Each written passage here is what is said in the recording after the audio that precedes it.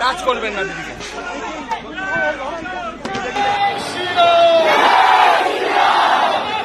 दोस्तों बहुत बहुत स्वागत करता हूं आप सभी का।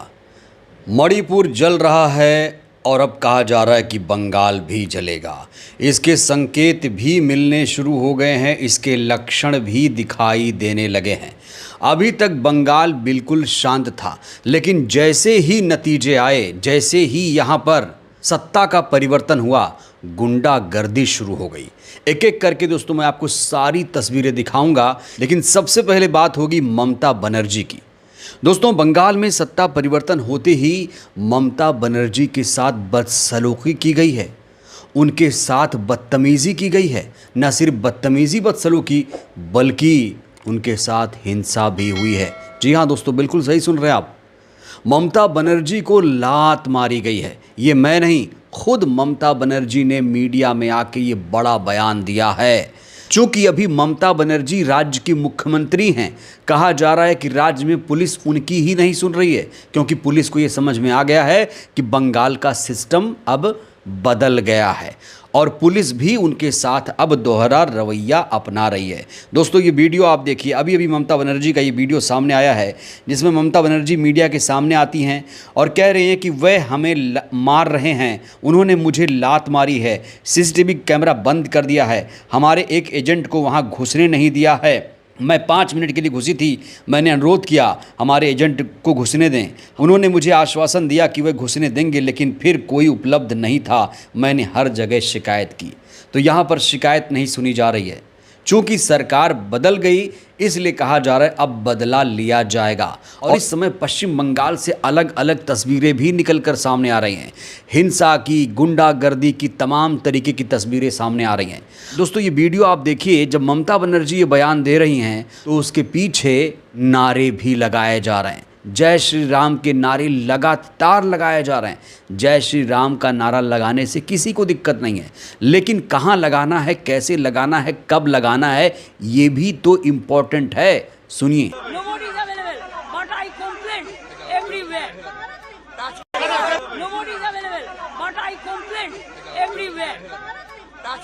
तो पश्चिम बंगाल से जैसे ही ये वीडियो सामने आया, लोगों ने सुना कि मुख्यमंत्री को लात मारी जा रही है, उनके साथ हिंसा हो रहा है, उनके साथ बदसलूकी की जा रही है। इसको लेकर लोग अपने अपने तरीके से रिएक्शन दे रहे हैं। हर कोई इस घटना की कड़े शब्दों में निंदा कर रहा है। आप सांसद संजय सिंह ने कहा है ये क्या हो रहा है इस देश में। ममता बनर्जी अभी भी बंगाल की सीएम है, उनके ऊपर हमला हो रहा है, लात मारी जा रही है। मुझे लगता है कि बीजेपी के खिलाफ पूरे देश में सड़क का संघर्ष तेज करना होगा। बीजेपी की गुंडागर्दी का जवाब देना होगा। चुनाव हारने का ये मतलब नहीं कि जीतने वाला हिंसा करे। वहीं अखिलेश यादव ने भी तीखा रिएक्शन दिया है। अखिलेश यादव ने कहा अब क्या सत्ताधारी राजनीति को पाताल से भी नीचे ले जाएंगे। देश के राजनीतिक इतिहास का ये एक घनघोर काला दिन है। आज पूरा देश आक्रोशित है और लोकतंत्र व्यथित। चुनावी व्यवस्था के नाम पर केंद्रीय बलों का जो दुरुपयोग मतगणना में आज बंगाल में हुआ, ठीक वैसा ही घपला 2022 के यूपी विधानसभा चुनाव में अधिकांश जगहों पर किया गया। सब जानते हैं क्या हुआ है, सच क्या है और जनमत की खुली लूट कैसे हुई है। घोर घोर घोर निंदनीय। तो विपक्ष सब जानता है, देश के बड़े बड़े नेता सब जानते हैं कि बंगाल में क्या हुआ है। बड़ा सवाल ये है कि अगर विपक्ष सब जानता है तो एकजुट कब होगा, ये भी बड़ा सवाल है। अब दोस्तों मैं आपको गुंडागर्दी की कुछ तस्वीरें दिखाने जा रहा हूँ, किस तरीके से यहाँ पर बंगाल में गुंडागर्दी की जा रही है। आसनसोल से मैं आपको तस्वीरें दिखा रहा हूँ, देखिए ज़रा। आसनसोल के टीएमसी कैंप में किस तरीके से यहाँ पर गुंडागर्दी की गई है। आरोप बीजेपी के नेताओं कार्यकर्ताओं पर लगा है। जैसे ही पता चला कि बंगाल में बीजेपी की सरकार बन गई, उनके जो कार्यकर्ता थे उन्मादी हो गए। ये आरोप टीएमसी ने लगाया है कि जिन लोगों ने यहाँ पर गुंडागर्दी की है वो बीजेपी के कार्यकर्ता हैं। बड़ा सवाल ये है, क्या जीत का मतलब हिंसा करना है, हुड़दंग करना है, बदतमीज़ी करना है। दोस्तों एक और तस्वीर मैं आपको दिखाने जा रहा हूँ। जैसे ही पता चला कि बंगाल में सत्ता का परिवर्तन हुआ, जानते हैं क्या हुआ? टीएमसी के ऑफिस को, टीएमसी के कार्यालय को आग लगा दिया गया, उसे गिराने की कोशिश की गई। बंगाल में तब हो रहा है जब हर जगह सेंट्रल फोर्सेस को तैनात किया गया है। भारी संख्या में इस समय पुलिस फोर्स तैनात हुआ है। उसके बावजूद हिंसा हो रही है, सीएम को लात मारा जा रहा है, उनके साथ बदतमीज़ी की जा रही है, उनकी कोई सुन नहीं रहा है। जब कोई इस समय मुख्यमंत्री की नहीं सुन रहा है तो फिर आम जनता का क्या हाल होगा दोस्तों, ये सोचना होगा। आज बंगाल में सत्ता परिवर्तन के बाद एक मुख्यमंत्री जब असहाय हो जाएगी तो फिर आम जनता का क्या होगा बंगाल में।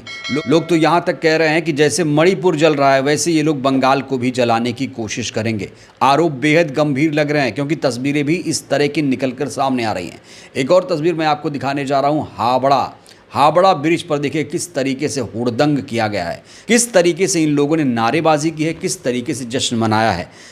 ये हाल तब है जब यहाँ पर 2.5 से 3 लाख फोर्सेस तैनात हैं।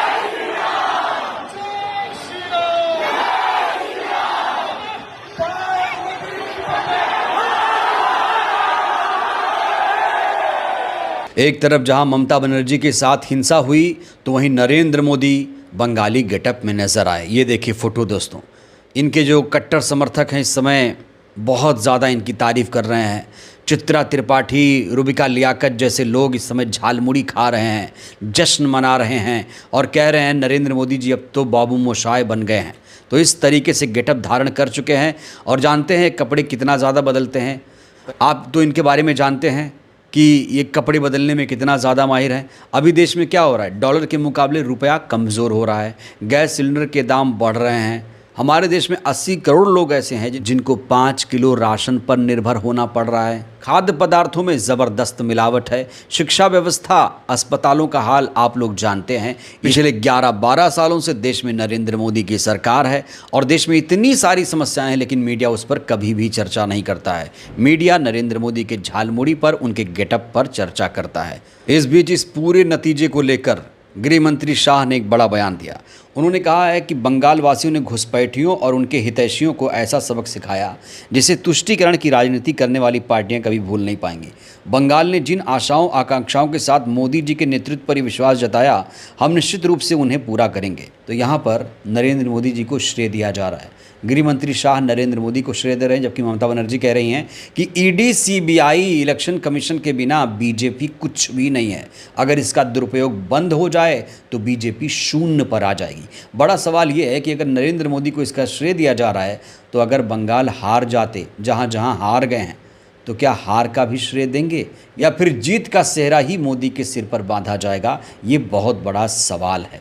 बहरहाल दोस्तों, इस वीडियो में इतना ही। बंगाल में जो परिवर्तन हुआ है, बंगाल में जो नया जनादेश आया है, इस जनादेश को लेकर आप क्या सोचते हैं? बंगाल की सीएम ममता बनर्जी के साथ जो हिंसा हुई है उसको लेकर आप लोग क्या सोचते हैं? क्या बंगाल में अब नया परिवर्तन हो जाएगा? क्या बंगाल में अब शांति आ जाएगी? राय दीजिएगा। धन्यवाद।